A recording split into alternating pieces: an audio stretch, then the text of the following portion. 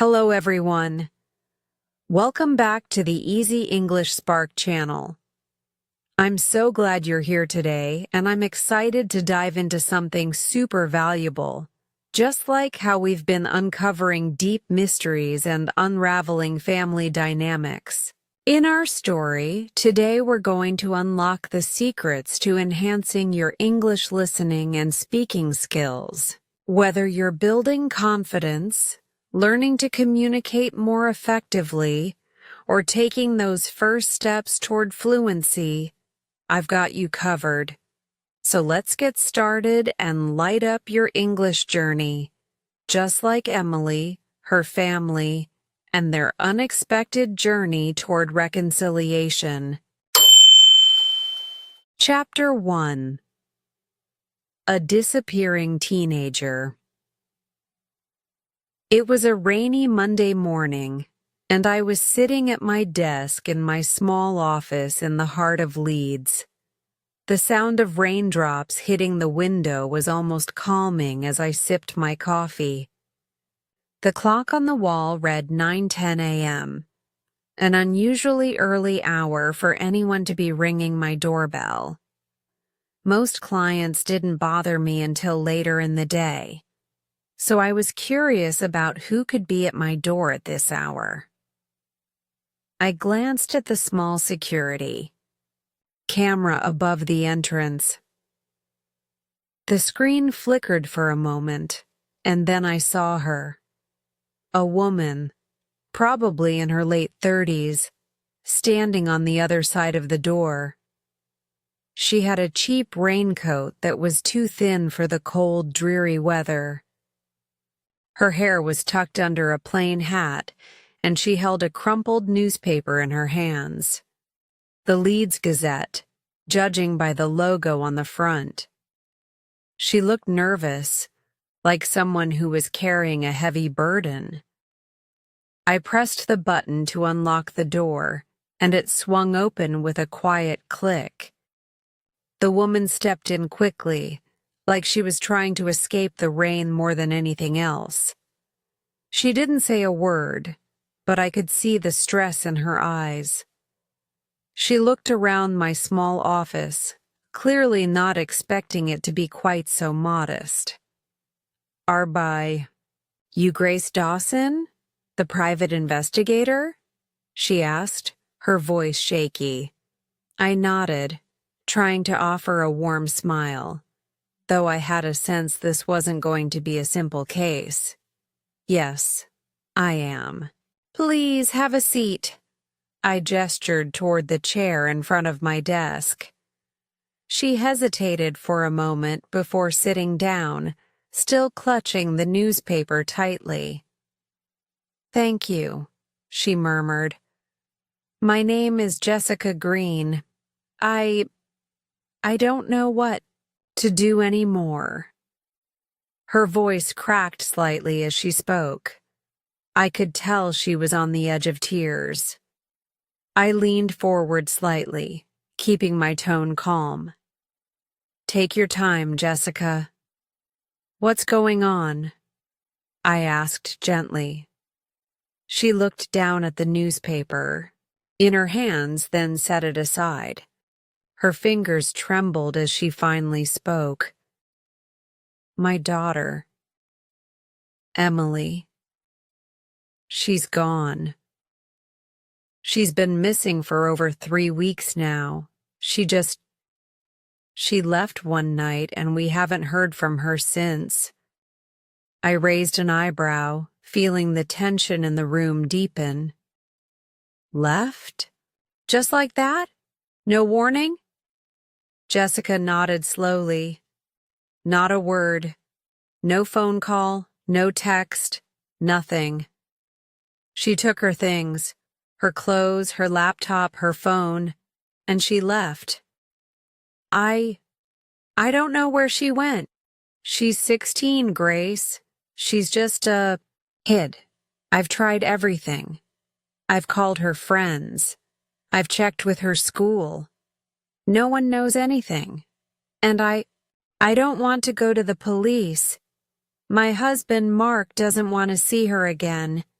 He's done with her. We can't even say her name in the house anymore. It's like she never existed. I could feel the weight of her words, the raw emotion seeping through her every syllable. She wasn't just concerned about where Emily was. She was torn apart by the way her family had fallen apart in the process. I could see the desperation in her eyes. "Jessica, why do you think Emily left? Was there an argument?" I asked, keeping my voice steady. At that, Jessica's face tightened. She clenched her fists in her lap, trying not to cry. Yes, there was an argument about a boy, Anton. She's been seeing him for a while now. He's older, and well, he's from Poland. He's not like the other boys she's dated. Mark hates him. He said some awful things about him. He thinks Anton's bad for Emily, and he's foreign. You know, he has these ideas about foreigners. He thinks they come here and take jobs, take houses, take money. He doesn't like Anton. He hates him. I could see the pain in Jessica's eyes as she spoke. It wasn't just about Emily's relationship with Anton. It was about the rift between her husband and her daughter, a rift that seemed to have become unbridgeable. Did Emily and Mark have a fight over Anton? I asked softly, watching her face closely. Jessica nodded again, her lips trembling. Yes, a huge fight. Mark shouted at her, called Anton names. He said horrible things about him. Emily just snapped. She told Mark he didn't understand her. She said he didn't care about her, that he only cared about himself. And then she left, just like that. Jessica stopped speaking for a moment, her eyes brimming with tears. Why didn't you call the police, Jessica? Why haven't you filed a missing persons report?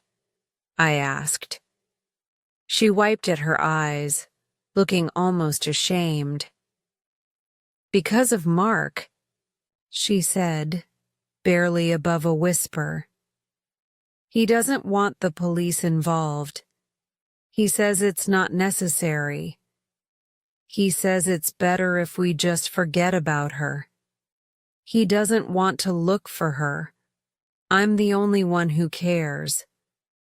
But I don't know where to start. I can't just leave it like this. I need to know if she's okay, if she's safe. I can't stand not knowing. I paused for a moment, my mind racing through the details. The situation was more complex than I'd first thought. Emily wasn't just a missing teenager. She was the product of a family in turmoil. A father who couldn't see past his anger, a mother who was left in the shadows, and a daughter who had decided to take her life into her own hands. "All right, Jessica," I said after a long pause. "I'll take the case, but I need to know everything. Do you have a photo of Emily? Any details about her friends, where she might go, anything you can give me?" Jessica nodded quickly, pulling out a photo from her bag. It was a picture of Emily smiling in front of a local cafe, looking carefree and happy. It didn't match the girl Jessica described. I could see that the reality of Emily's disappearance had taken a toll on Jessica, and she was desperate for answers. I have her friends' names. I have the name of her school, her phone number, but she's stopped answering all of her texts. She won't even reply to me anymore. And Anton, he's part of this. He's been part of this for months now. I took the photo from her and studied it for a moment before looking back up at Jessica. I'll start by talking to her friends, and I'll get in touch with Anton, see if I can find out where he fits into all of this. But Jessica, I need to know that you're prepared for what we might find. Sometimes people run away for reasons we can't understand. And sometimes it's not just about the person who's missing. It's about everything they left behind. Jessica nodded, the tears still threatening to spill over. I know, but I need to know she's all right. I just want to know she's safe. I'll find her, I said quietly, feeling the weight of the promise. I stood up and walked to the door. Before I left, I turned back to look at Jessica, her face full of both fear and hope. Don't worry, Jessica. I'll get to the bottom of this, I assured her. I'll find Emily. With that, I stepped out into the rainy morning, ready to start my investigation. Chapter 2: Initial Clues. After leaving Jessica Green's office, I sat in my car for a moment, reflecting on everything she had told me. Emily's sudden disappearance was a puzzle, and it seemed to be tied to more than just a teenage rebellion. The arguments with her father, the presence of Anton, and the ongoing tensions within the Green family, there was a lot to unpack. The first step in any investigation was to gather all the facts, and I needed to get as much information about Emily as I could. I took out the photograph Jessica had given me. Emily, smiling at the camera in front of a cafe, looking like a typical 16-year-old. It was hard to reconcile that image with the missing girl Jessica had described, the one who had cut ties with her family. I needed more answers, and I needed them fast. I decided to visit Emily's school first. The headmaster's office was my first stop. After explaining the situation and showing them a picture of Emily, they agreed to help me. The headmaster was concerned, but he didn't seem to know much about Emily's personal life beyond what any teacher would know about a student. He said Emily was a good student but had started missing classes recently. There was something off about the way he said it, though, almost like he was reluctant to share more. Has Emily been having trouble at school? I asked. Trouble? The headmaster replied, hesitating before continuing. Not necessarily. But there have been my personal issues. I'm afraid I can't say much beyond that. I understand. But anything you can tell me about her behavior recently could help, I pressed, trying to get more out of him. The headmaster leaned forward, lowering his voice. There were some rumors about her and a boy, Anton, I believe. He's a bit older than her. And, well, Emily hasn't been the same lately. She's withdrawn, and she's been skipping more classes. It's all very sudden. This confirmed what Jessica had told me. Emily's sudden shift in behavior, the mystery boy, Anton, had clearly had an impact. I thanked the headmaster and made a mental note to look into Anton further. But first, I needed to speak to Emily's friends. I drove to Sophie's house first. Sophie was one of Emily's best friends, and if anyone knew what had been going on in Emily's life, it would be her. When I arrived, Sophie's mother answered the door. I introduced myself as a private investigator and explained the situation. Sophie's mother didn't seem overly worried, but she agreed to let me speak to Sophie. Sophie, however, wasn't as cooperative. When I asked her about Emily, her face turned pale and she seemed nervous. I don't know where she is," Sophie said, glancing nervously at her mother. "I haven't heard from her either." "Sophie, I'm not trying to get anyone into trouble. I just need to find Emily. Her mother's really worried about her," I said, trying to sound reassuring. Sophie shifted uncomfortably. She looked at her mother, who nodded slightly as if giving her permission to speak. "Okay. Well, Emily has been really different lately. She started spending a lot of time with Anton, and I'm not sure if he's, good for her," Sophie said, lowering her voice as though afraid someone might overhear. I leaned in slightly. "What do you mean? How has Anton been a bad influence on her?" Sophie hesitated. "He's older, and he doesn't seem like someone Emily should be with. He doesn't really fit in with us. He's always saying these things about how things are better where he's from, and that people here just don't understand him. I don't know. Emily's been kind of distant with us since she started seeing him. It wasn't much, but it was a start."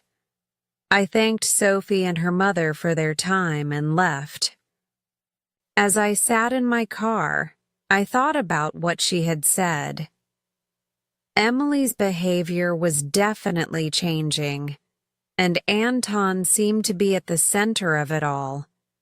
But I still didn't know much about him, and I needed to. I drove over to Anton's last known address, according to the details Sophie had given me. It was a small flat near the outskirts of Leeds, in a quiet neighborhood that didn't seem like it would be home to anyone causing trouble. When I arrived, I knocked on the door, but there was no answer. I rang the bell several times, hoping to catch Anton at home, but after waiting for nearly an hour, I had no luck. I knew the next step was to speak to the local cafe where Anton worked part-time. I parked in front of the cafe, a cozy little place tucked between two larger buildings. Inside, the smell of freshly brewed coffee filled the air. It wasn't very busy for a weekday afternoon, so I took the opportunity to speak with the barista behind the counter. "Hi there. I'm looking for a young man who works here. His name's Anton. Do you know him?" I asked casually, trying not to sound too formal. The barista nodded. "Yeah, Anton's usually here around lunch, but he's not working today. He's a nice guy, though. A bit quiet, but polite. He usually works weekends, too, if you're looking for him." "Do you know where he's from?" I asked, trying to sound casual. "He's from Poland," the barista said, as if it was a piece of information he'd heard 1,000 times before. "Anton's been here for about a year now. Works a lot. Pretty focused on saving up money. I don't think he has a lot of friends in town, just Emily. I've seen them together a few times. That piece of information was useful. Anton had a lot of focus on his work and wasn't socializing much beyond Emily. If Emily had disappeared, it seemed possible that Anton might know more about where she had gone. I left the cafe, but I wasn't ready to give up. I had to dig deeper. As I sat in my car, I thought back to the photograph Jessica had given me of Emily. She looked so carefree, so full of life. It was hard to believe this girl had walked away from everything. But now there was one thing I knew for sure. Anton was key to this case. I needed to find him, understand his role in Emily's life, and figure out where he fit into this strange, complicated puzzle. My next move would be to track down Emily's phone records. If she had changed her number, maybe someone in her circle still had it. I had a feeling that finding Anton was just the first step, but I also knew I couldn't do it alone. I called my contact at the police department, Ben Harrison, and asked for his help in accessing Emily's phone records. I wasn't sure how much the police could do without a formal missing persons report, but if Anton was involved, I'd need every lead I could get. I sat back in my seat and sighed. The case was just beginning, and I had a lot more work ahead of me, but I was ready for whatever came next. Chapter 3. Meeting the Friends. The next step in my investigation was to get a clearer understanding of Emily's life. While the clues I had gathered so far were helpful, they didn't give me a complete picture of who Emily was or what had led her to leave. I needed to talk to her friends. If anyone knew where Emily was or what she had been going through, it would be them. I started with Sophie, Emily's best friend. Sophie seemed the most likely to have answers, but she'd been reluctant to talk when I visited her earlier. I knew she wasn't going to give me much on her own, so I decided to approach it differently this time. I had to make Sophie feel comfortable, like she wasn't being interrogated, but that I was just another person trying to help find Emily.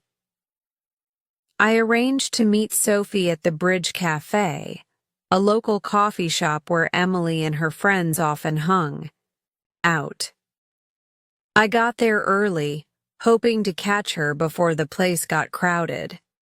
The cafe had an old-fashioned charm, with its wooden tables and mismatched chairs.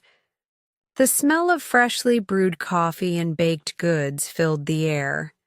But there was a nervous energy in the room, something that seemed to hang in the air, especially when Sophie walked in. She spotted me immediately and walked over, her face tight, with tension. I could tell she had been expecting me, but that didn't make the situation any easier for her. She sat down slowly, her eyes darting around, as if she was unsure about what to say. I smiled at her, trying to put her at ease. "Sophie, thank you for meeting me," I said, taking a sip of my coffee. "I know this is difficult, but I need your help. You're Emily's best friend, and right now, you're the best person who can help me find her." Sophie didn't look convinced. She shifted uncomfortably in her seat, her fingers fidgeting with the edge of her cup. I don't know what you expect me to say, she murmured. I haven't heard from Emily in weeks. I didn't even know where she went. I wish I could help, but... Do you think she's in danger? I asked, leaning in slightly.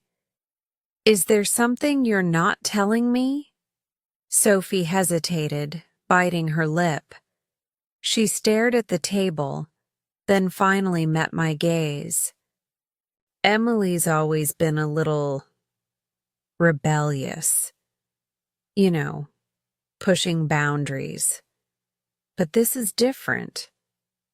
It's like she changed.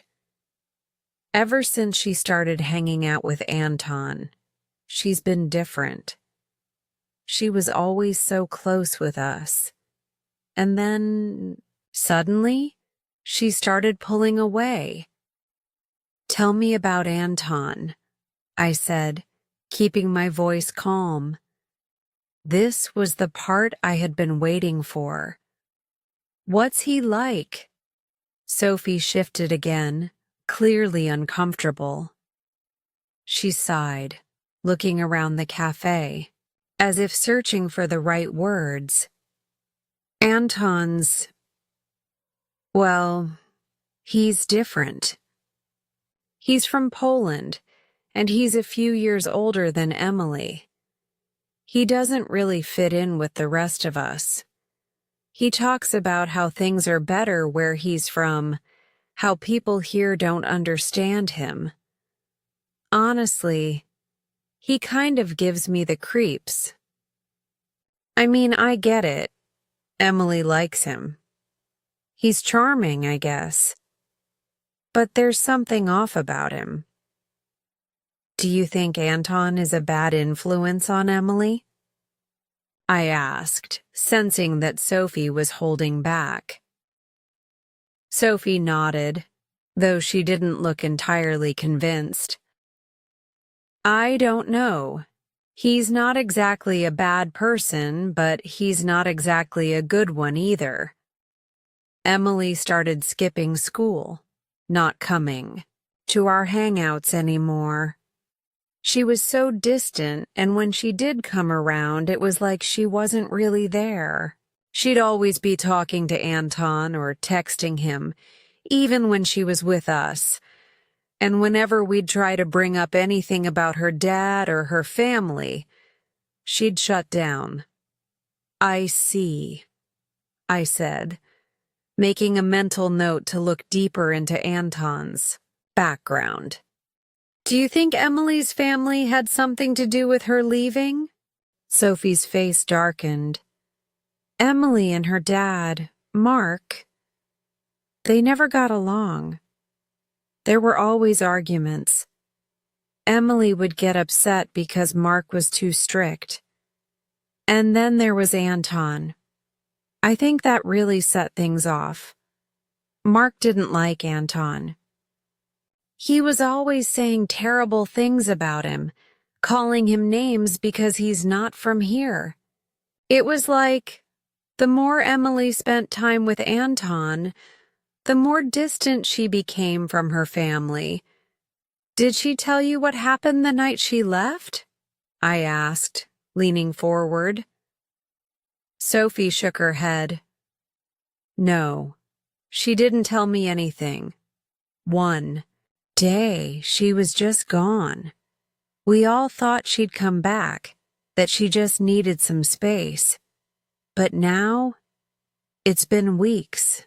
No one's heard from her. Not a word.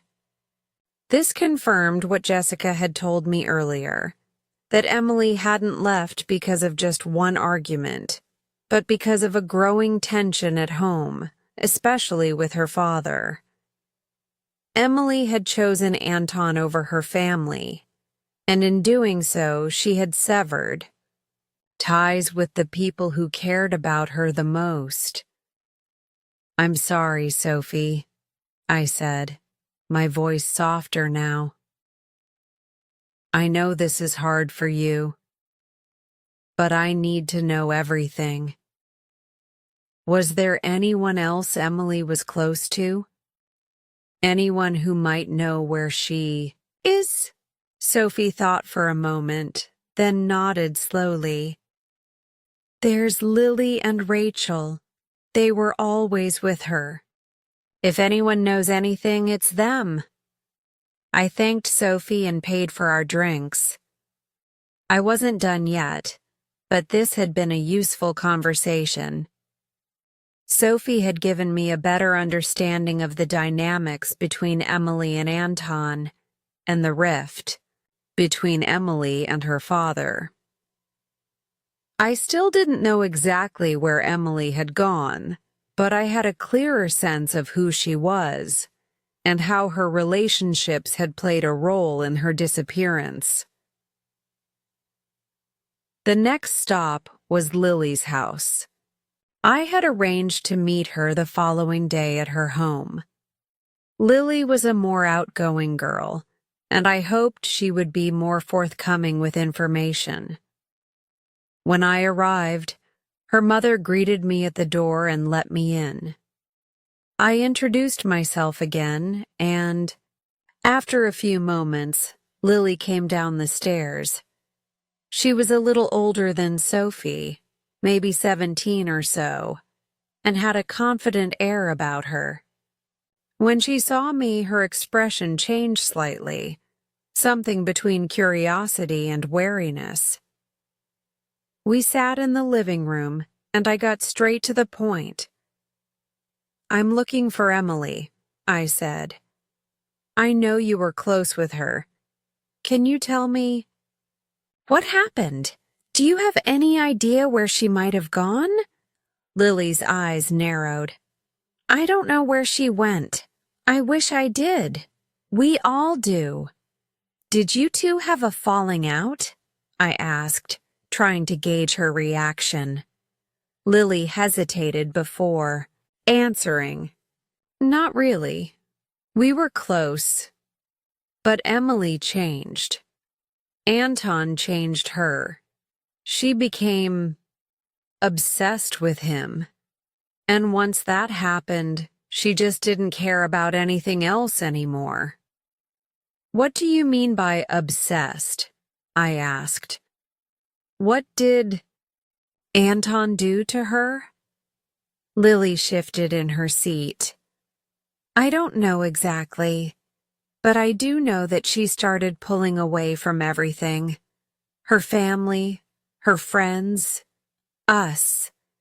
Anton was the only one she cared about. He made her believe that he was all she needed, that her family was holding her back. It was like she was under a spell or something. She stopped coming to school, stopped answering our calls, and whenever we tried to talk to her about her dad, or the argument they had, she would get angry and shut us out. And then, she was gone. Lily's words hit me like a wave. Emily had been under Anton's influence more than I had initially realized. And now, with everything else I had learned, I began to piece together a more troubling picture. Emily's disappearance wasn't just a result of a family argument. There were deeper issues at play, and Anton was right in the middle of it. I need to find Anton, I said quietly. He might be the key to finding Emily. Lily nodded, a look of concern in her eyes. Be careful. He's not the kind of guy you want to mess with. I'll keep that in mind, I replied, standing up. Thanks for talking to me, Lily. You've been very helpful. As I left her house, I felt the weight of everything I had just learned. Anton was more than just a boyfriend. He was a symbol of everything Emily had turned away from. Her family, her friends, and the life she once knew. Now I needed to find him. And when I did, I was going to make sure he told me everything he knew about Emily's disappearance. Chapter 4. Following the Trail. I'd gathered the basics, the arguments, the boyfriend, the sudden disappearance. But the hard part was yet to come. Now, I needed to follow the trail, find the exact path that Emily had taken after walking out on her family. The clues were there. It was just a matter of piecing them together. The first thing I did was follow up on the information Sophie had provided about Anton. She had told me that he wasn't exactly a well-liked figure, but his presence in Emily's life was undeniable. He had been the catalyst for her rebellion, the reason behind her sudden break from her family. So, naturally, he was the first person I needed to track down. My first stop was Anton's flat, the place he'd been staying before everything went sideways.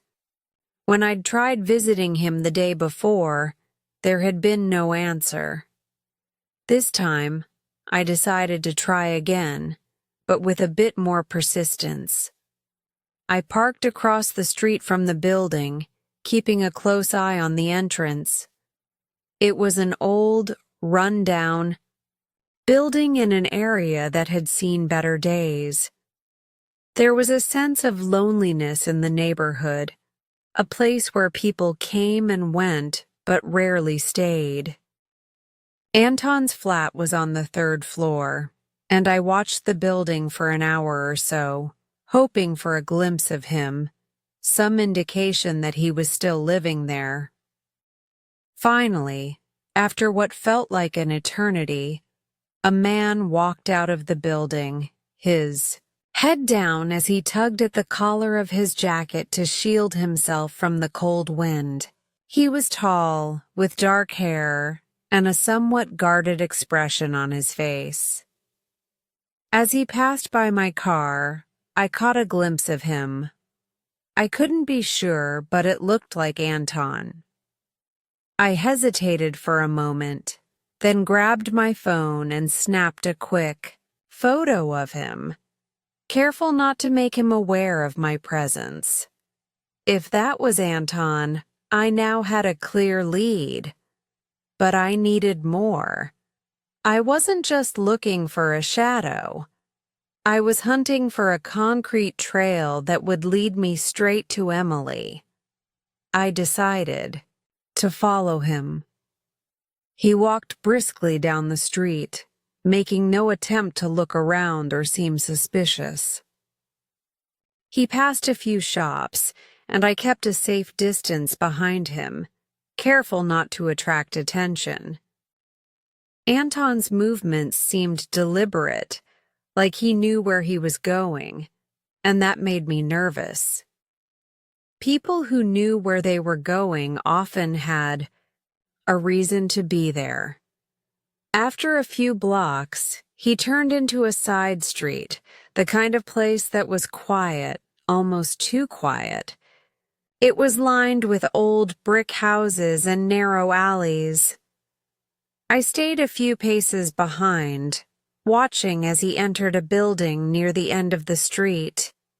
I couldn't make out the name on the door, but it didn't matter. This was the place I needed to. I waited for another hour, watching the building from a distance. There were no signs of movement from Anton, but I wasn't ready to give up yet. I decided to get closer, so I moved to a spot down the street where I could see the entrance without being noticed. As I sat in my car, I reflected on everything I had learned about Anton. He wasn't a typical bad boy or a dangerous criminal, at least not in the traditional sense. But there was something about him, something off. His background, his attitude, his relationship with Emily. It all seemed too neatly tied to her disappearance. I needed to know more about this guy, and the only way to do that was to dig deeper. Made a note to contact Ben Harrison, the detective I'd spoken to earlier. He might be able to help me with Anton's background, find out if there were any police reports or warnings about him. But for now, I had to continue with what I had, as the afternoon wore on. The street grew quieter, and the sun began to dip behind the buildings. It wasn't long before the door to the building opened again, and Anton emerged, this time with a woman by his side. She was tall, with long brown hair, and she walked alongside him as if they were in the middle of a conversation. They didn't seem to be in a hurry, but the way they moved together suggested that they were more than just acquaintances. I couldn't make out much of their conversation from where I was sitting, but I did notice one thing. Anton's companion didn't look like someone from around here. She had an accent, and she spoke in a language that sounded Eastern European, possibly Polish, like Anton. The two of them walked together for a while, eventually disappearing into a nearby cafe. I stayed where I was, keeping my distance. The cafe was busy, but I could still make out the silhouettes through the window. They were seated at a table near the back, talking in low voices. I couldn't hear exactly what they were saying, but I could tell from their body language that the conversation was serious. It wasn't until much later that they finally left, and Anton, alone this time, walked back in the direction he had come. I didn't follow him immediately. No, I needed to make sure I wasn't being too obvious. It wasn't until I saw him round the corner and disappear from view that I decided to leave my car and follow on foot. I kept my distance, but I was careful not to lose track of him. He made his way down a few more blocks and eventually turned into another building, one I recognized as an old residential complex. The kind of place where people didn't just walk into without reason. I decided it was time to call in some reinforcements. I dialed Ben Harrison's number, hoping he could run a check on Anton's whereabouts. "Ben, it's Grace," I said as soon as he picked up. "I need you to look up a guy named Anton. He's a foreigner from Poland, and he's connected to a missing girl, Emily Green. I've been following him, and he's staying at a place on North Street. Can you help me find out more about him?" "What's his deal?" Ben paused for a moment before responding. "You're still working that case?" "Sure. I'll dig into it, Grace. Give me a few hours." "Thanks," I said, ending the call. That was all I needed for now. I stayed at a distance as the evening grew darker, watching the building where Anton had disappeared. He'd been in and out of several places throughout the day, but I still hadn't found Emily. But one thing was clear. Anton knew something. He had answers, and I wasn't going to stop until I got them. The next day, I visited Rachel, one of Emily's other friends, in the hopes of learning more about Emily's relationship with Anton. I needed to get a sense of how deep this went, how far Emily had gone in turning away from her family and friends. Rachel was more open than Sophie had been, though still cautious. She told me that Emily had been secretive about Anton at first, But over time, Rachel had come to realize that Anton had become a major influence on Emily's life. "She didn't even tell me where she was going," Rachel said. "But I knew. She was following him." Emily had this idea that Anton could give her everything she wanted: freedom, adventure, a life outside of her parents' rules. She was in love with him, and she didn't care who got hurt. I left Rachel's house feeling more certain than ever that Anton was the key. Emily had chosen him over everything else. He was the anchor to her disappearance, and now I needed to find out where he was hiding her. The next step was to track down the places Anton had been visiting, and with the help of Ben's research, I knew I was getting closer to the truth. The trail was getting warmer, and soon, I hoped, I'd find Emily. But the more I uncovered, the more I realized that this investigation wasn't just about finding a missing teenager. It was about understanding the dangerous pull of love, obsession, and rebellion. Emily wasn't just lost in a physical sense. She was lost in a world of her own making, and Anton had helped her create that world. It was time for me to break that world apart. Chapter 5.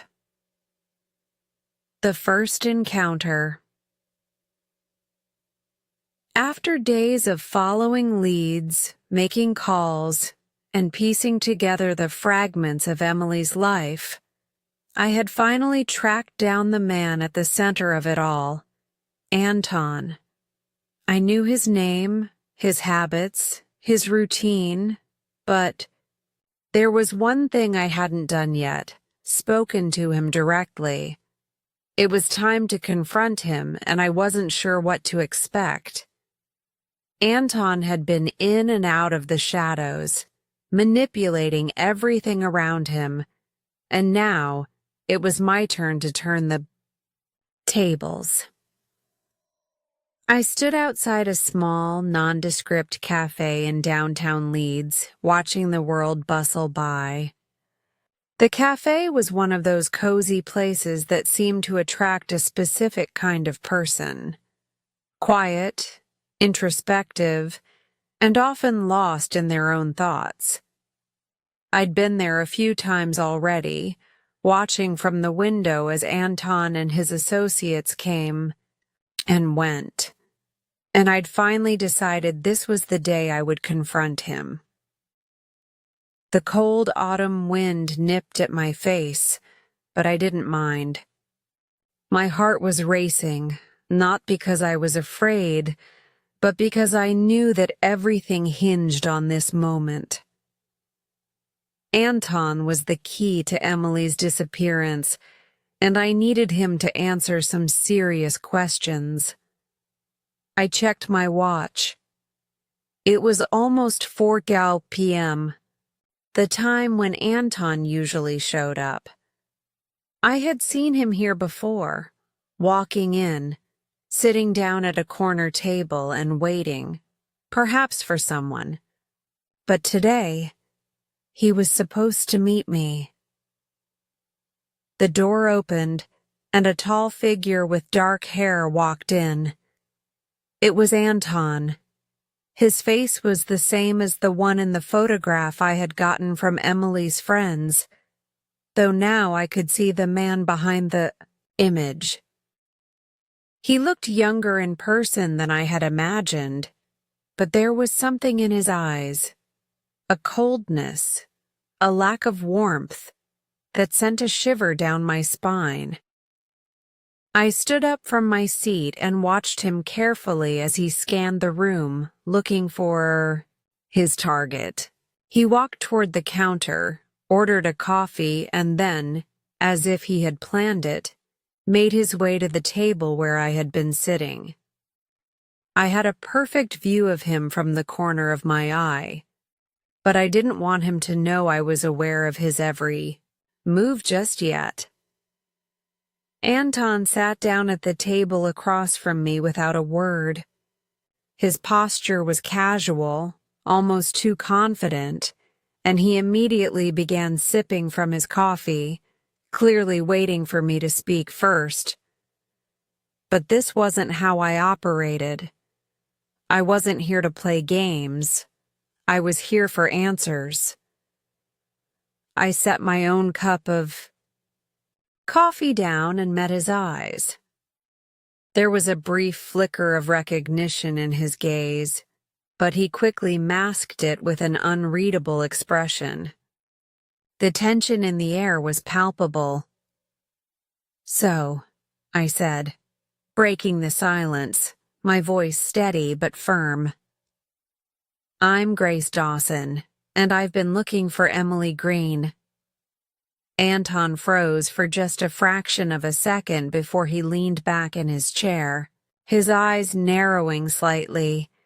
He didn't speak right away, instead taking another sip of his coffee. I could tell he was sizing me up, trying to figure out how much I knew. "Emily's mother hired me to find her," I continued, watching his every move carefully.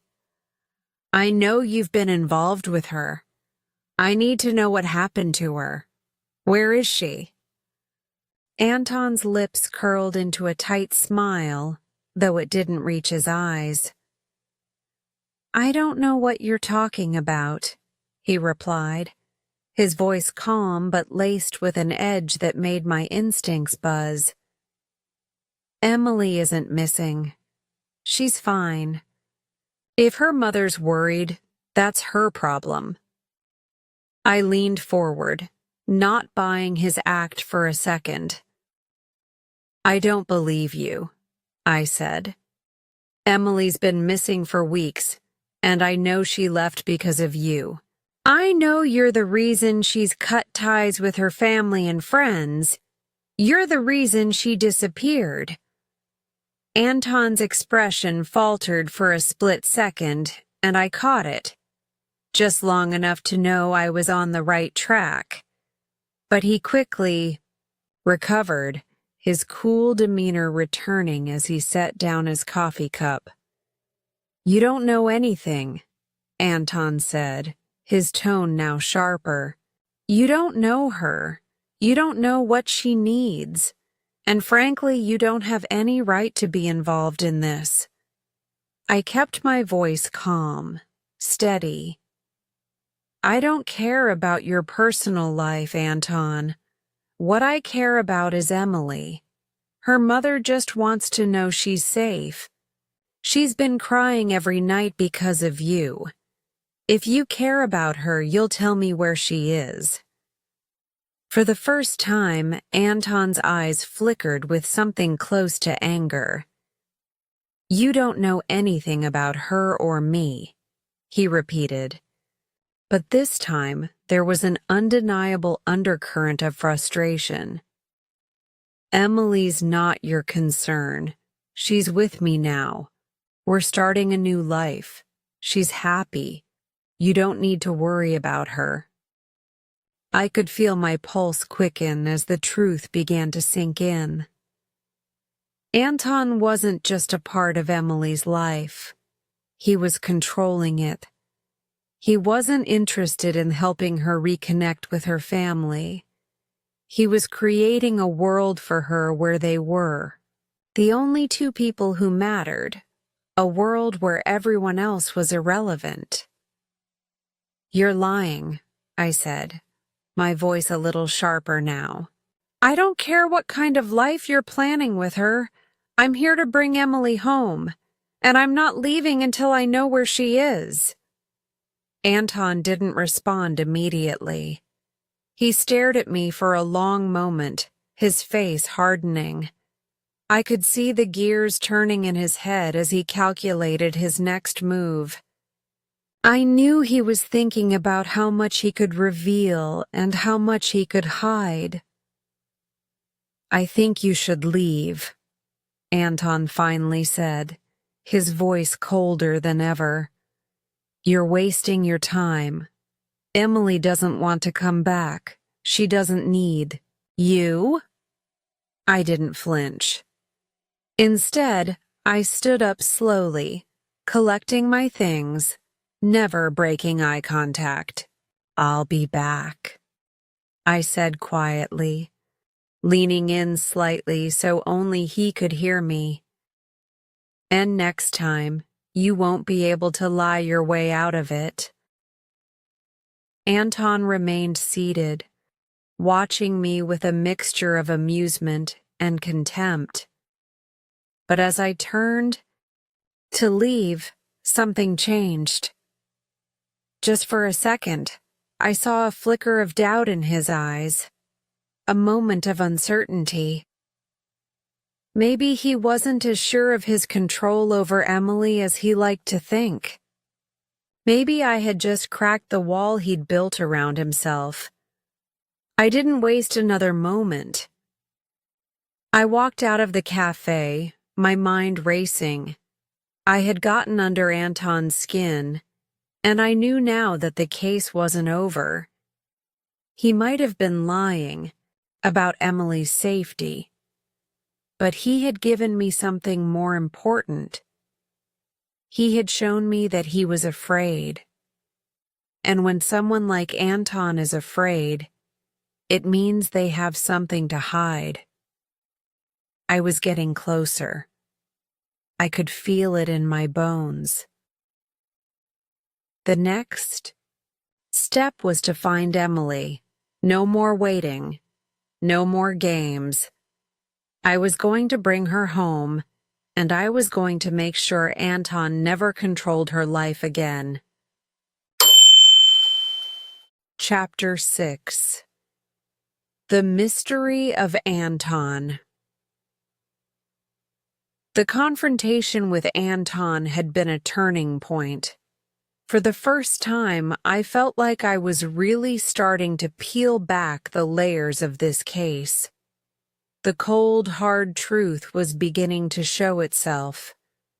Anton wasn't just a teenager's rebellious boyfriend. He was someone with much darker motives. The more I uncovered about him, the more I realized that Emily's disappearance was more than just an act of rebellion. It was a deliberate, calculated escape, one that involved Anton and the life he had convinced Emily to build for herself. But there was still so much I didn't know. I needed to learn everything I could about Anton's past, his connections, and most importantly, his motivations. If I was going to get to Emily, I had to understand him first. He was the key to everything. I started by following the lead I had gotten during my visit to the cafe, the conversation he had with that woman, the one who had been with him when I had last seen him. She had spoken in a language that sounded like Polish, a clue I couldn't ignore. Anton's ties to his home country might provide a clue as to his real intentions. I decided to take a more direct approach. Polish nationals were common in Leeds, and there was a large Polish community here. I reached out to a few local contacts, asking if they knew anything about Anton or anyone who might have been involved with him. One of my sources, Kasia, a woman from the community, agreed to meet me the next morning. She might know something about Anton's background that could shed light on why he'd been so determined to keep Emily away from her family. The meeting place was a quiet cafe, far from the bustling city center. It was a cozy spot, tucked in, a corner of Leeds, with a distinctly Polish vibe. Kasia was waiting for me when I arrived, sitting by the window with a cup of tea in front of her. She had a welcoming smile, but there was a noticeable hesitance in her eyes as I approached. "Grace, I assume?" Kazuya asked, standing up as I sat down across from her. "That's me," I said, giving her a friendly smile. "Thank you for meeting me. I'm looking for some information, and you might be the right person to help." Kazuya nodded, but she didn't immediately offer to share any details. Instead, she studied me for a moment. "What exactly are you looking for? You know Anton, don't you?" "I do," I replied. "He's involved with a young woman named Emily Green. She's missing, and he's the last person to have seen her before she disappeared. I need to understand him, who he is, where he's from. Anything that could help me find her." Kazuya hesitated, sipping her tea. "Anton," she began slowly, clearly choosing her words carefully. "He's a good boy, but he's complicated. He came to Leeds about a year ago from Warsaw, I think. He wasn't like the others. Most of the people who come here are looking for work, trying to make a living. But Anton, he had something else on his mind." I leaned in, my curiosity piqued. "What do you mean? What was different about him?" Kasia glanced around, as if to make sure no one was listening. "He's not just here for a job. Anton's family is wealthy back in Poland, but they don't approve of his choices. He came here to escape from them, but not just from his family. He was trying to escape something much darker. I don't know all the details, but I've heard rumors that he's involved with some unsavory people, maybe even criminal elements." My stomach tightened. I had suspected something like this, but hearing it out loud made it more real. "Criminal elements? What kind of people?" Kazuya shook her head. "I don't know for sure, but I've heard whispers about him being involved in some shady dealings. He's got connections back in Poland, and I think he's running away from some trouble. He's trying to keep a low profile, which is why he keeps things so secretive. Emily, she's caught in the middle of it all." "Do you think he's using her?" I asked, my voice barely above a whisper. Kasia sighed, looking sad. "I think he truly cares about her in his own way, but I don't think Emily understands what she's getting into. Anton has big plans. He's ambitious, but he's also dangerous. And Emily, she's been swept up in it. She wants to be with him, but she doesn't know the full truth." I took a moment to process everything Kasia had just told me. This was a new layer to the story, a layer I hadn't expected. It was clear now that Anton wasn't just some rebellious teenager looking for excitement. He had a dark past, one that Emily had become tangled in. I needed to get to the bottom of it. "Do you know where Anton is staying now?" I asked, hoping to get another lead. Kasia hesitated, but eventually nodded. "I've heard he's staying in a building off Richmond Road near the old factory. It's an area not many people go to, isolated. That's where he's been hiding out with some of his business associates." I thanked Kasia for her help and promised to stay in touch. She gave me a look that suggested she was worried about what I was getting into, but I had no choice. I couldn't back down now. If Anton was involved in something criminal, that would explain why Emily had been so easily drawn into his world. She didn't just run away, she had been pulled into something much bigger than herself. I drove to the area Kasia had mentioned, feeling a knot tighten in my stomach. The place was eerily quiet, with old crumbling buildings lining the street. It felt like the kind of place you didn't want to be after dark. I parked a few blocks away, keeping my car hidden in the shadows. From what Kasia had said, this was a place where Anton could hide without being disturbed. If Emily was still with him, this could be where she was. I walked down the street, my senses alert. The buildings looked abandoned, but I could tell that people had been here recently. There were signs of life, though none of it looked normal.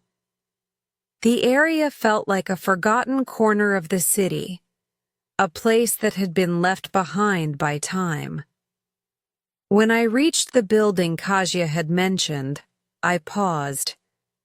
It was a dark, run-down structure with an old wooden door and a broken window.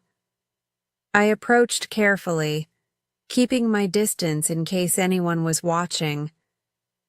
I could see movement behind one of the windows on the top floor, and I knew that Anton was somewhere inside.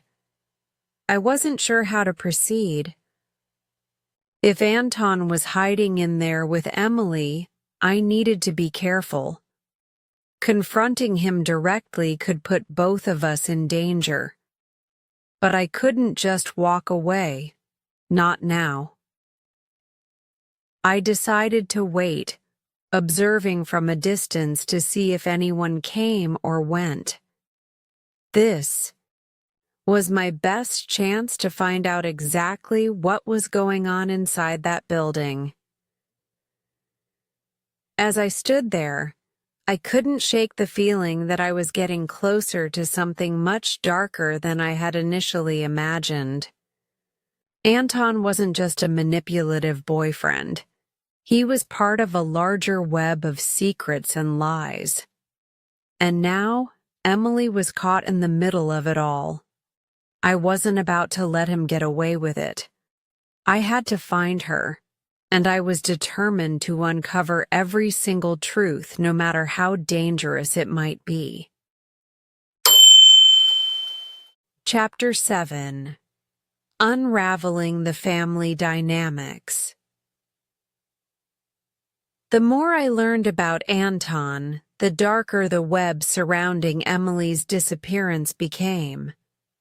I knew that finding Anton was crucial, but I also realized that I couldn't ignore the other side of the story: Emily's family. The more I pieced together about Anton's influence over her, the more I understood that this wasn't just about a rebellious teenager running away. It was about a breakdown in the very fabric of her family, a family that was now torn apart by anger, misunderstandings, and unspoken truths. I had already spoken to Emily's mother, Jessica Green, and I knew she was beside herself with worry. But I needed to understand more about the relationship between Emily and her father, Mark Green. There had been tension there, a constant undercurrent of anger that seemed to be driving Emily further and further away from them. I could sense it when Jessica spoke about Mark. There was a resentment there, an unspoken history that I hadn't yet fully understood. I decided it was time to talk to Mark. I knew it wouldn't be easy.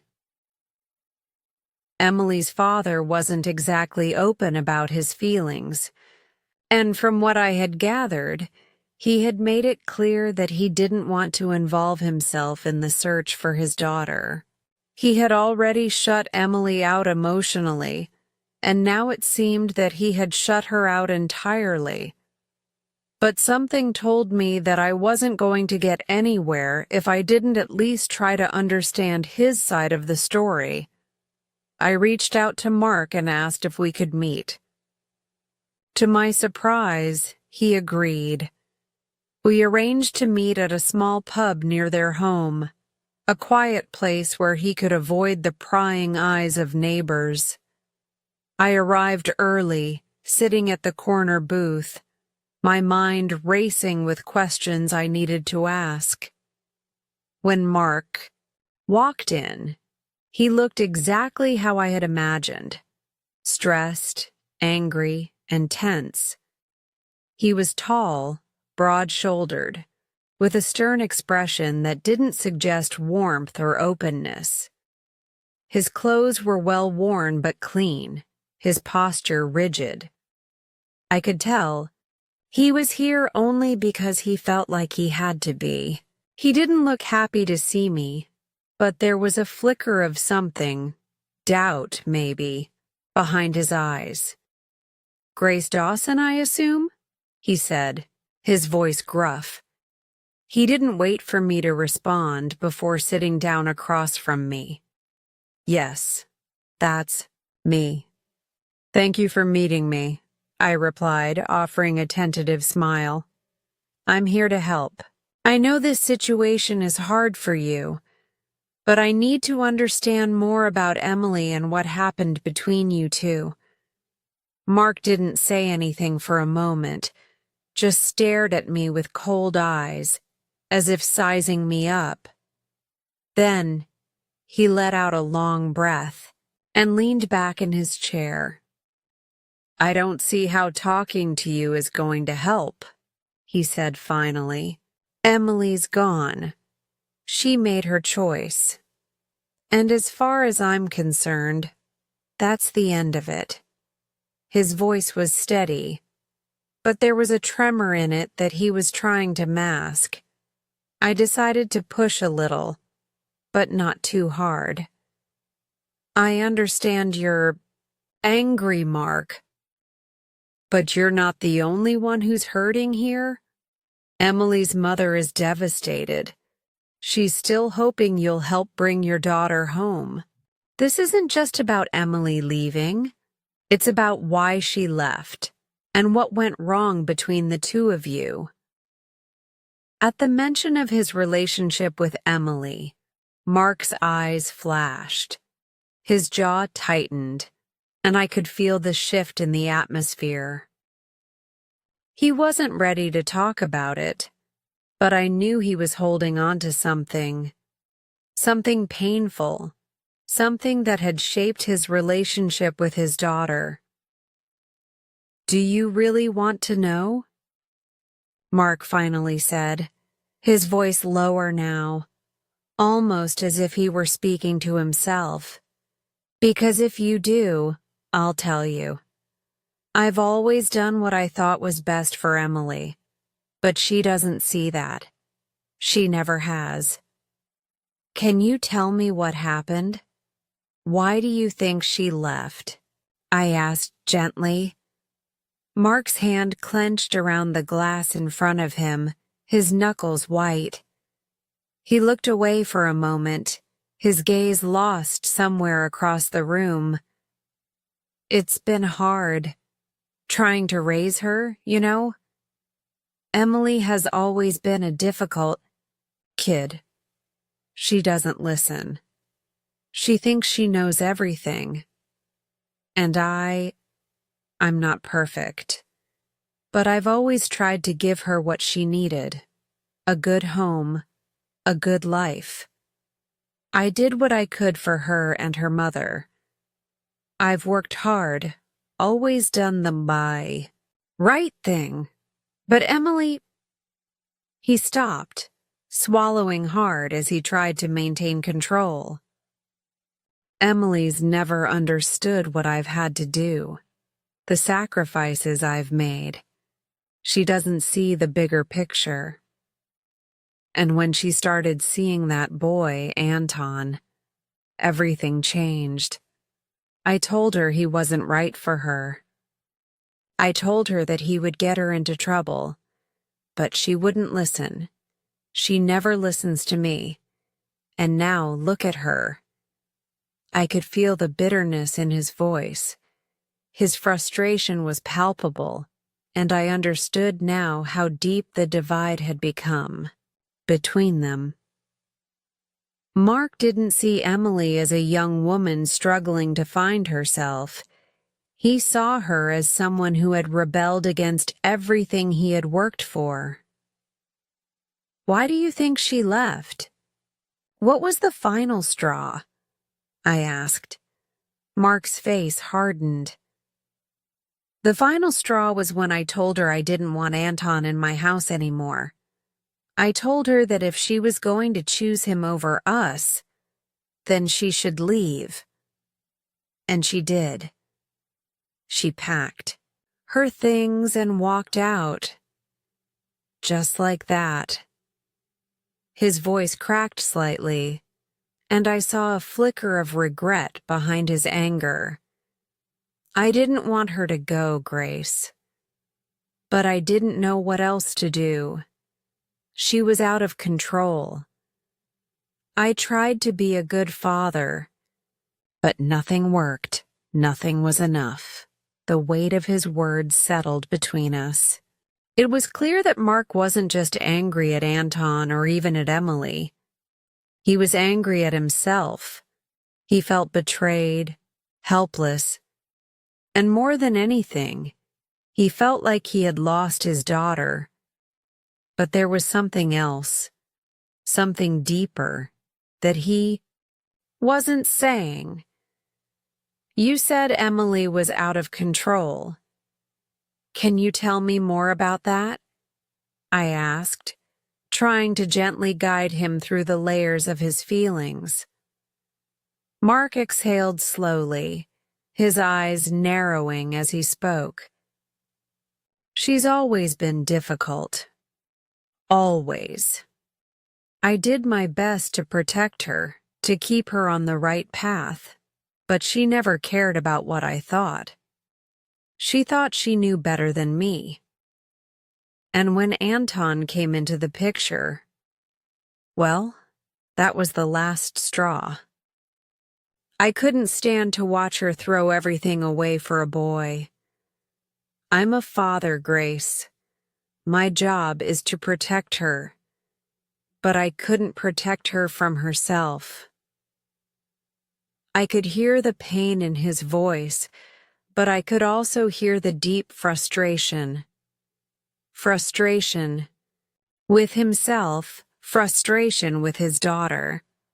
Mark had spent so much of his life trying to protect Emily, but in doing so, he had pushed her away. Emily had wanted to break free, to live her own life, but Mark hadn't been able to let go. Dow, you think you made a mistake, Mark? I asked carefully. For a moment, there was silence. Then, Mark's eyes flickered with something I hadn't expected. Regret. He looked at me, almost as if he had just realized the truth himself. I don't know. I don't know what I could have done differently. Maybe I should have listened to her. Maybe I should have tried to understand what she wanted, instead of just trying to protect her from what I thought was dangerous. I let the silence linger for a moment, allowing him the space to think. Mark, Emily needs you. She needs her family.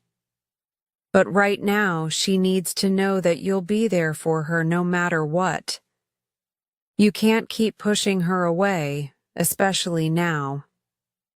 She's in a dangerous situation with Anton, and the longer you let her stay with him, the harder it will be to bring her back. Mark nodded slowly, but there was a deep sadness in his eyes now. I know I messed up, but what if it's too late? It's never too late, I said quietly, but you have to be ready to meet her halfway.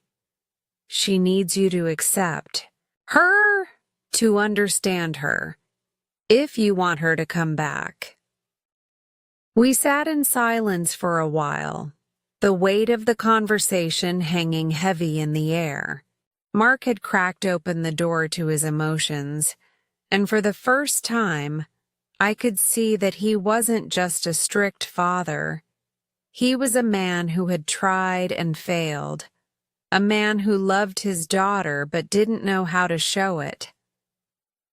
I stood up, feeling the weight of the conversation on my shoulders. I'll do everything I can to bring Emily back, Mark, but I need you to be ready. You can't fix everything, but you can be there for her when she needs you.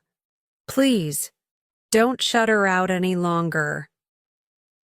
Mark didn't say anything at first, but he nodded slowly, as if he was finally starting to understand the truth I was trying to tell him.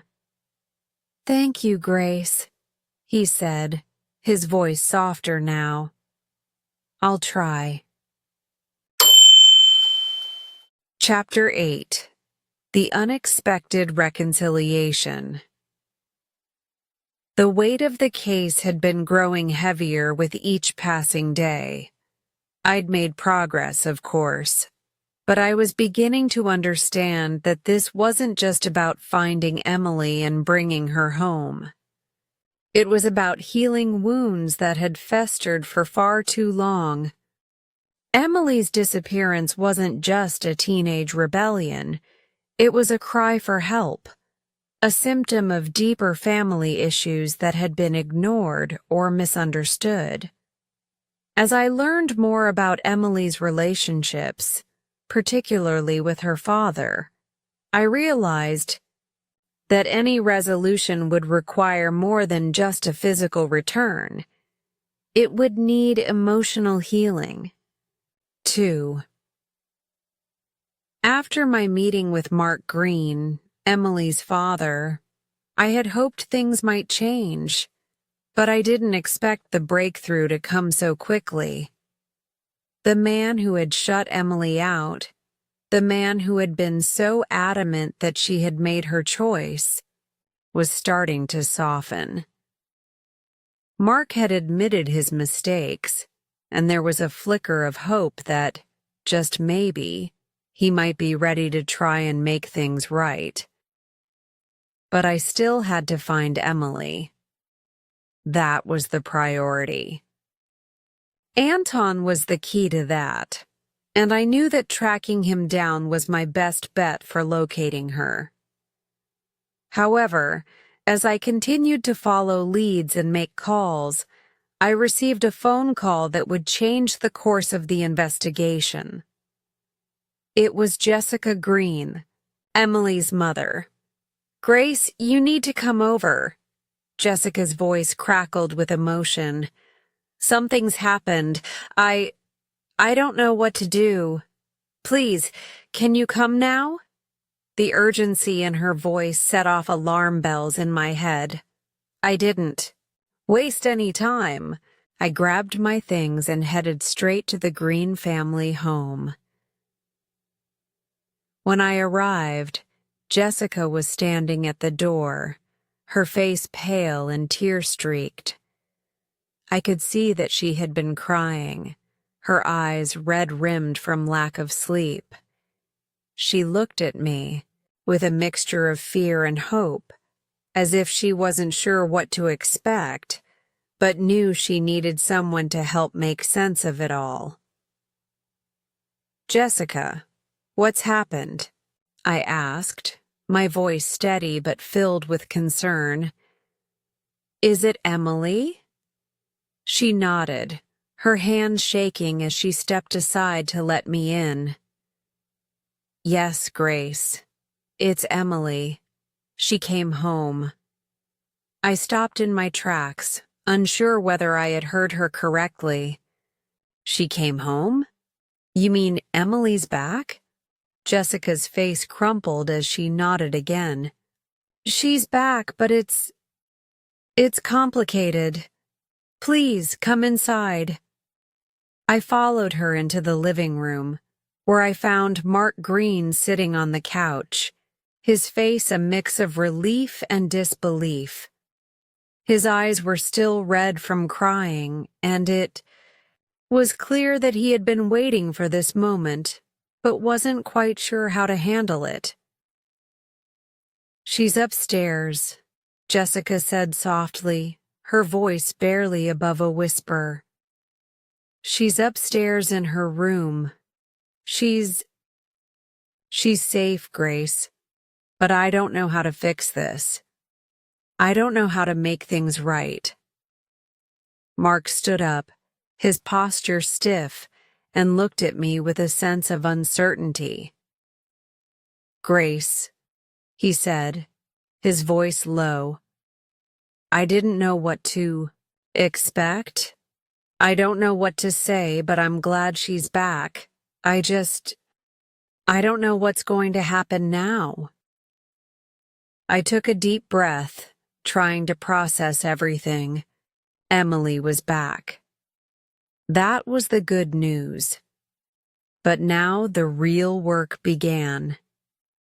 I had already seen how fragile the relationship between Mark and Emily was. They both needed healing, but they were both so afraid of opening up to each other. You need to be there for her, I said softly, turning to Mark. She needs both of you right now.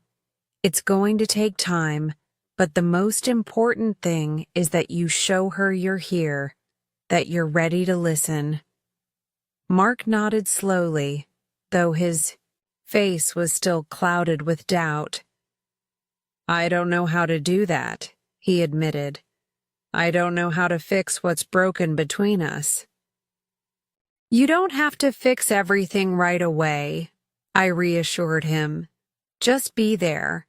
Let her know you're not going anywhere. Jessica wiped her tears away and looked at me, a small glimmer of hope in her eyes. But what if she doesn't want us to be there? What if it's too late? It's never too late, I said firmly, giving her a comforting smile. Emily needs time to process everything, but she's here now, and that's the first step. I took a deep breath, steeling myself for the moment ahead.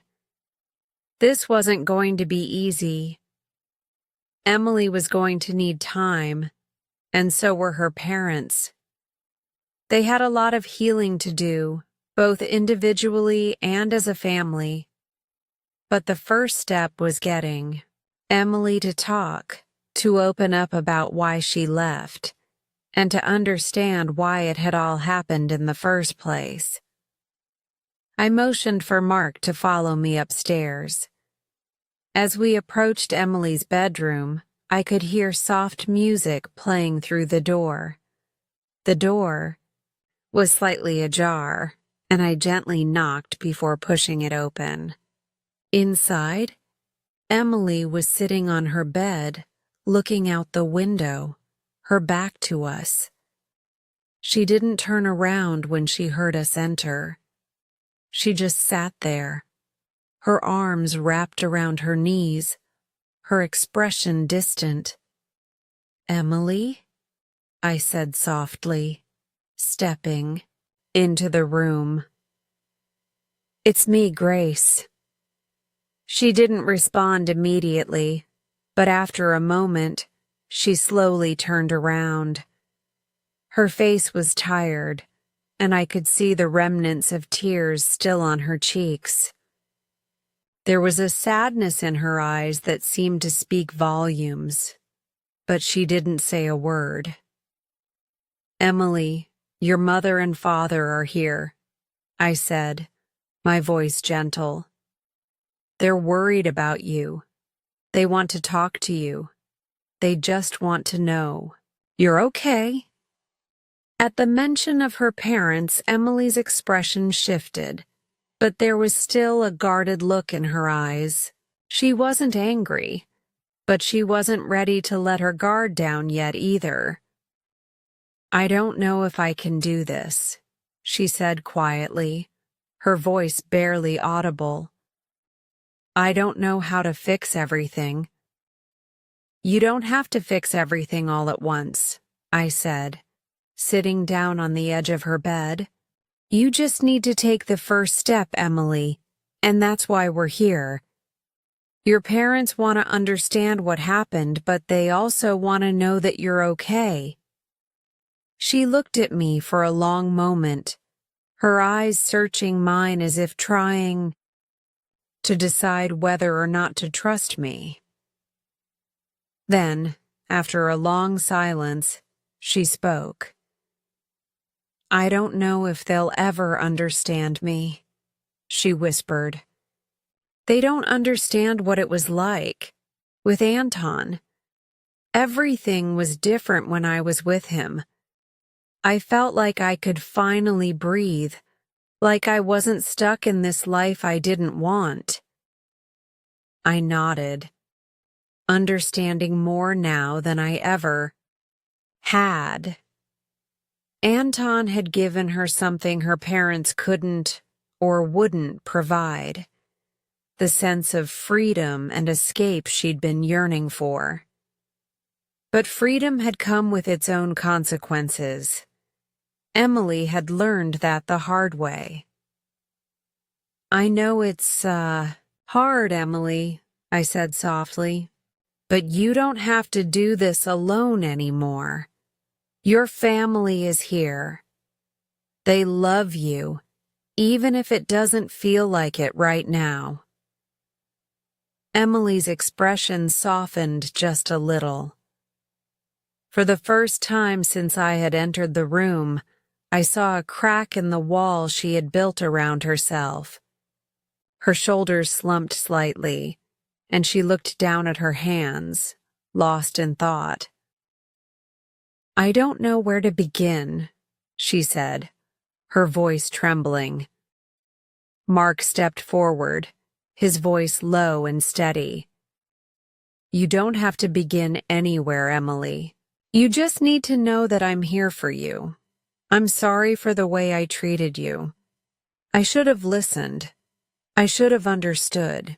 Tears welled up in Emily's eyes as she looked at her father. And for a moment, neither of them spoke. The silence stretched between them, but it wasn't uncomfortable. It was the kind of silence that meant something was changing. Slowly, almost imperceptibly, Emily nodded.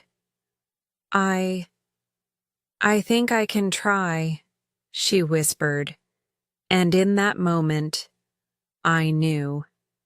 I knew that this was the start of something new, the beginning of the healing process. It wasn't going to be easy, but Emily had taken the first step, and so had her parents. The unexpected reconciliation had begun. Chapter 9. The Surprise Visit. The days following Emily's return had been tense, but also filled with quiet hope. Things were far from perfect, but there was a fragile sense of progress in the air. Emily was home, but she hadn't fully opened up yet. The conversation between her and her parents was still at a standstill. There were no screaming matches or heavy confrontations anymore, but neither was there complete peace. It was as if everyone was waiting for something, a moment of breakthrough, perhaps, when the silence would be broken and the walls between them would come down. I had been keeping in touch with Jessica and Mark. checking in to see how things were progressing. They were both trying their best, though it was clear that there was still a lot of emotional healing that needed to take place. I had seen signs that they were starting to understand each other better, but it was a slow process. Emily, on the other hand, was a bit more unpredictable. Some days she seemed willing to talk, while others she pulled away, retreating into herself. I had arranged to meet Ben Harrison, the detective I'd been working with on this case, at the local pub to discuss the next steps. There were still some things I needed to figure out about Anton's background, and Ben had been working on gathering some additional information. But just as I was heading out the door, I received a call from Jessica that would change everything. "Grace," Jessica said, her voice a little shaky. "I don't know how to say this, but Mark's been acting strange. He's not himself. I'm worried. He's been distant with me and Emily, and I don't know what's going on with him. He's been getting these strange phone calls, too. I think something's happening." My heart skipped a beat.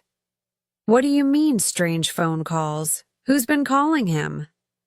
"I don't know," Jessica said, her voice trembling.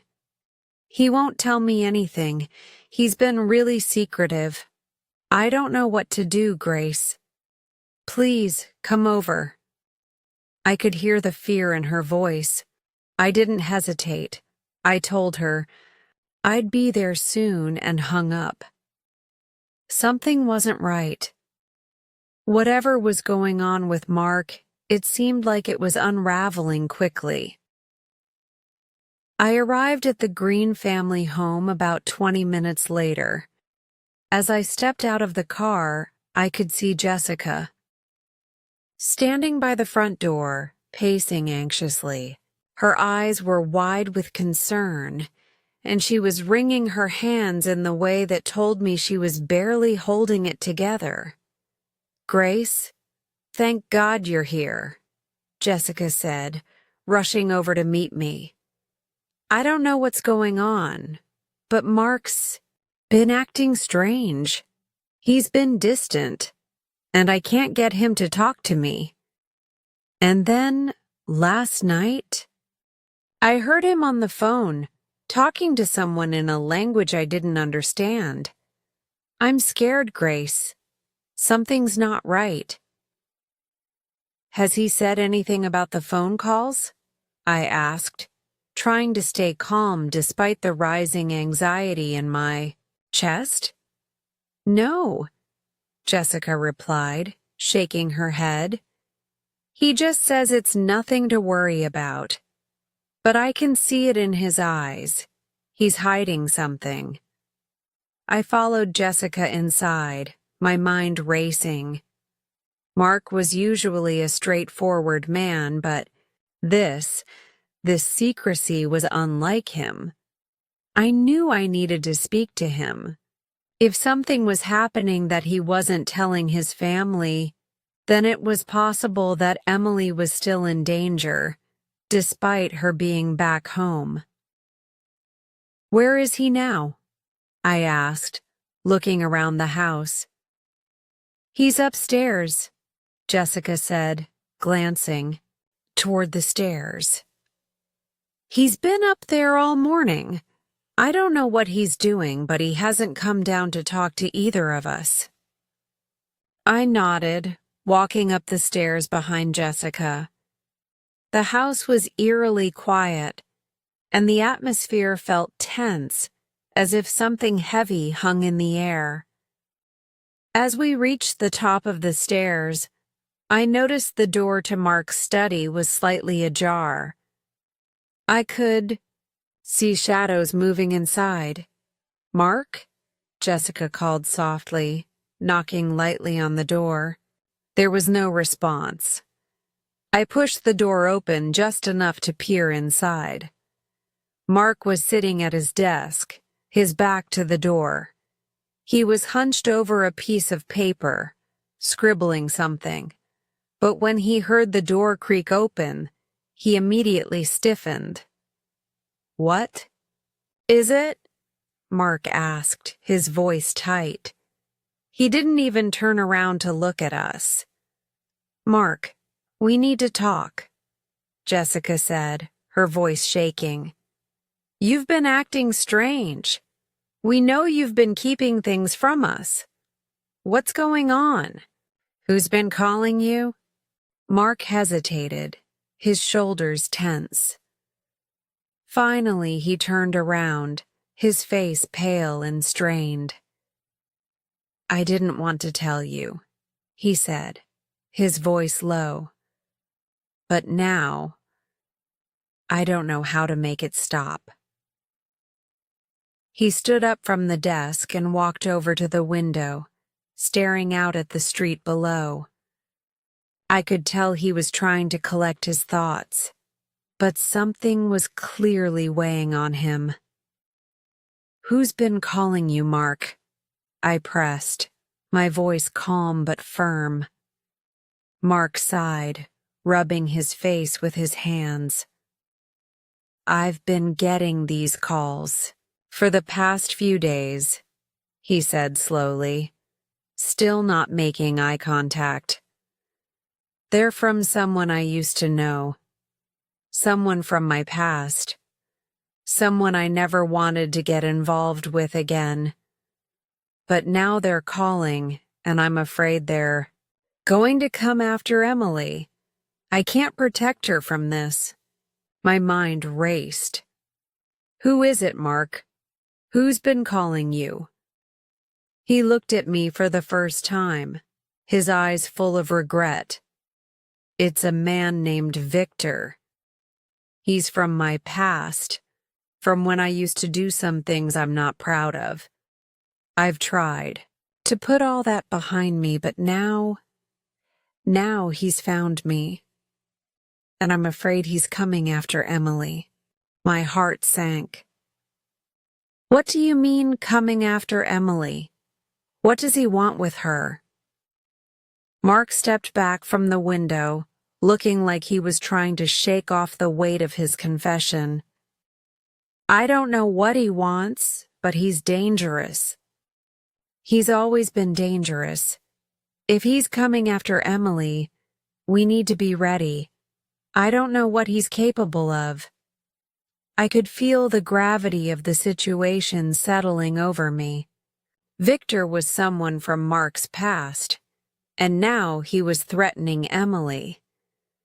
It explained Mark's recent behavior, the phone calls, the secrecy, the unease.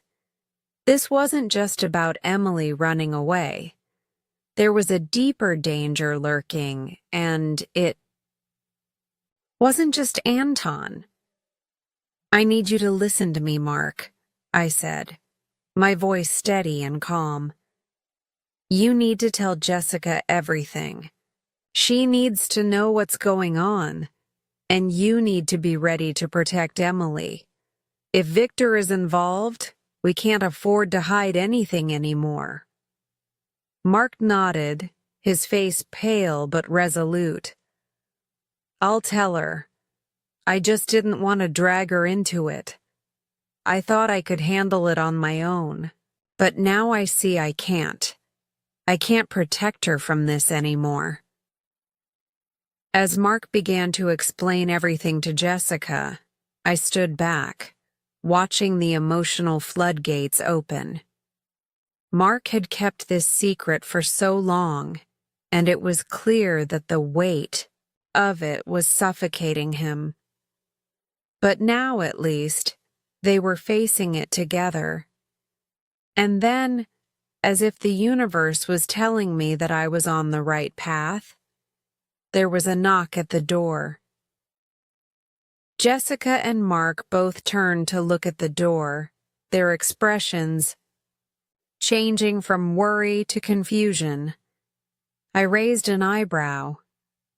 Who could it be at a time like this? When the door opened, I wasn't prepared for what I saw. Standing in the doorway was Anton. He looked different. His posture was less confident, his eyes tired. He stepped inside without saying a word, his hands nervously shoved into his jacket. "Pockets! What are you doing here?" Mark demanded, his voice low and filled with suspicion. Anton looked around the room, his gaze briefly falling on Emily's bedroom door, before locking eyes with Jessica and Mark. "I came to talk," he said, his voice hoarse. "I came to make things right." There was a long, tense silence. I could feel the air grow thick with anticipation. Emily's story, Anton's story, and the dark past that Mark had been hiding were all coming to a head in this moment. The question was, what did Anton want? And how was this unexpected visit going to change everything? Chapter 10. New Beginnings. The events of the past few weeks had been a whirlwind.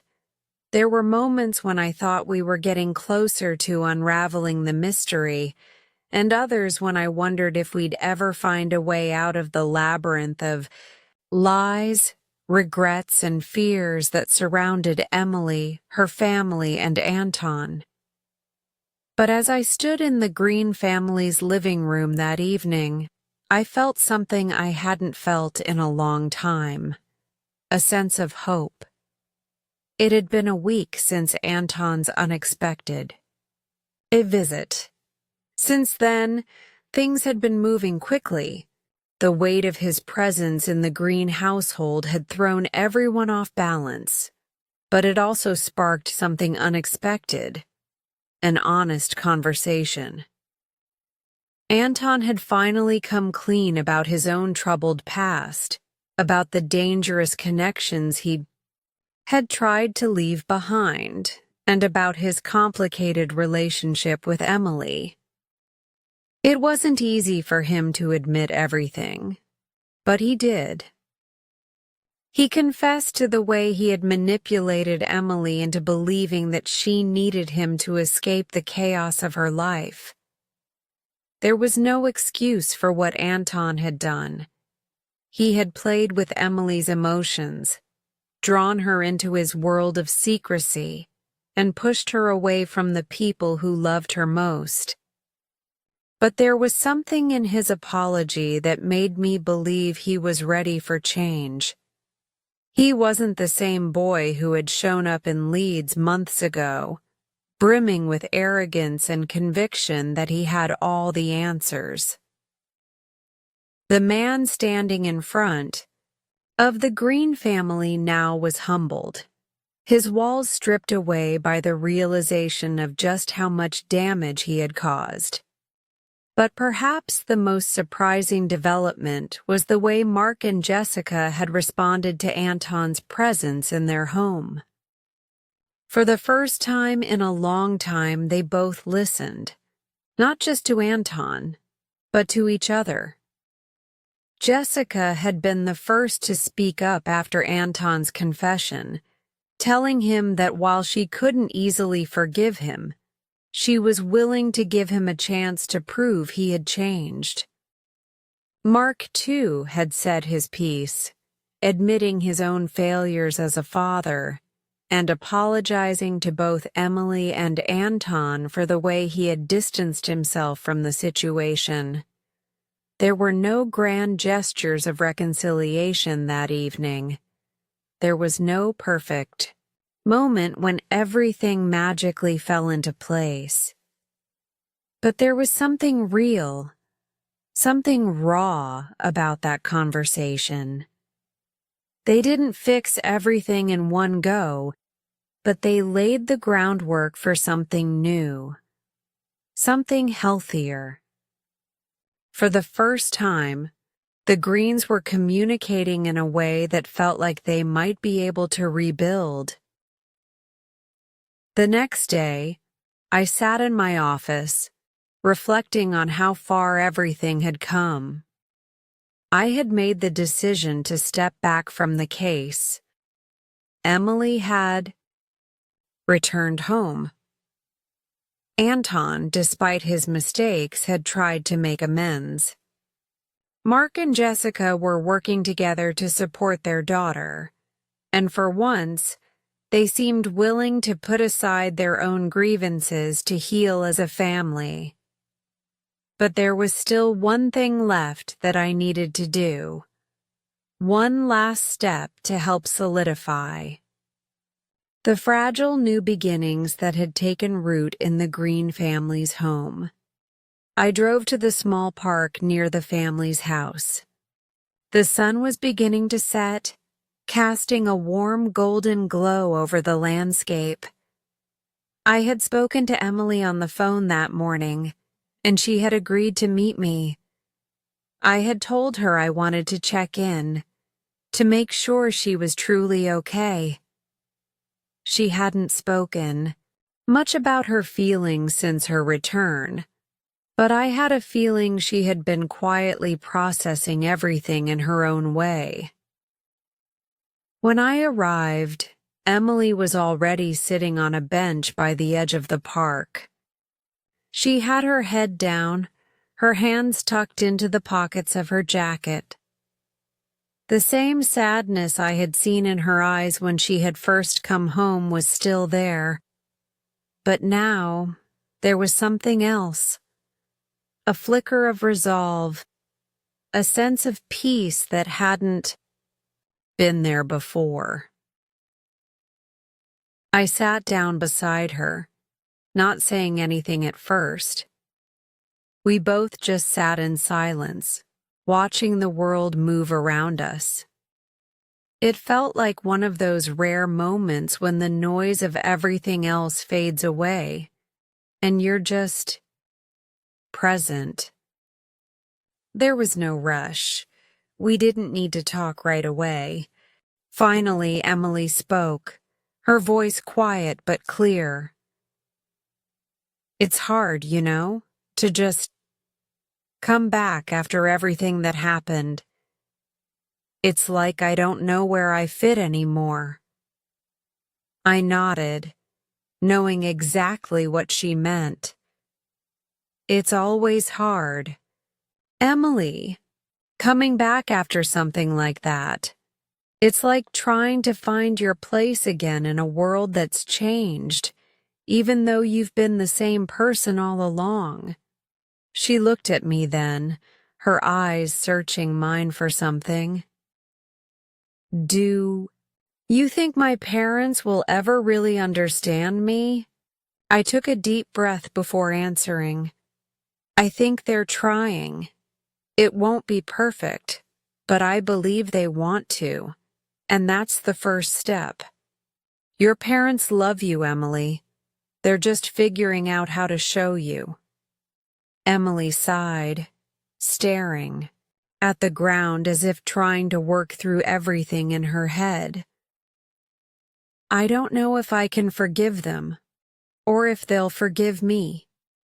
I hurt them, and I hurt myself. I thought running away would make everything better, but it didn't. It only made it worse. You didn't know that at the time, I said gently. You were trying to find something, anything, that would make you feel free. But it's okay to come back. It's okay to admit that you don't have all the answers. You don't have to fix everything right away, but taking the first step like you have is a big deal. She looked at me, a small, uncertain smile tugging at the corners of her lips. It feels like I've been carrying around this weight for so long. And now that I'm home, I don't even know how to put it down. You'll figure it out, I said, resting a hand on her shoulder. It's not about having everything figured out right now. It's about moving forward, even when you don't have all the answers. Emily nodded slowly. For the first time in a long while, I saw a glimmer of hope in her eyes. She was starting to believe that the past didn't have to define her future, that healing wasn't a destination but a journey, one step at a time. You know, Emily said after a moment, I've been thinking a lot about Anton. I don't know if I can ever forgive him completely, but I think maybe I can learn to trust him again. He's not perfect, but maybe neither am I. I don't want to repeat the mistakes I made before. Trust is a process, I said, nodding. It's not about perfection. It's about understanding, communication, and knowing that you're both willing to try. That's all anyone can really ask for. She smiled a little more, her shoulders relaxing as if the conversation had lifted a weight from her. I think I'm ready to try, she said, her voice steady. I think I'm ready to start again.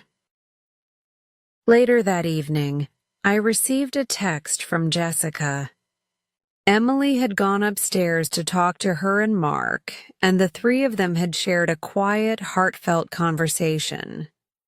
Emily had apologized to both of them, and they had embraced her with open arms.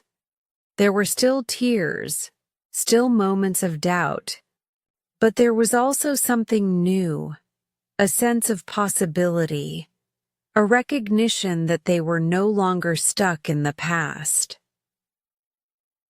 As I sat back in my office that night, I reflected on everything that had led me to this moment.